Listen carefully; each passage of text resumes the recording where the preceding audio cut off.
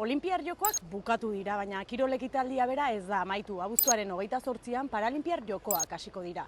11 egun iraungo dute 4.400 atleta ariko dira eta 549 proba jokatuko dira denera. 17. aldia da Paralinpiar Jokoak egiten direla. 1960an izan ziren lehenak Erroman, naiz eta jatorria 1958an izan. Urte hartan, Sid Ludwig Guttmannek lehiaketa bat antolatu baitzuen Bigarren Mundu Gerran zauritutakoekin. Aurtengoetara itzuliz datu bat eta bi izar. Datua hauxe. Emakumeen parte hartzea inoizko handiena izango da. 1859 emakumek parte hartuko dute. Izarrei dagokionez, Teresa Perales igerilaria da horietako bat, izan ere, Michael Phelpsek adina domina lortzeko aukera du. 28 alegia.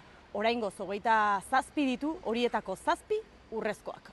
Beste izarretako bat Omara Durand atleta da. 8 urrezko domina lortu baititu orain arte.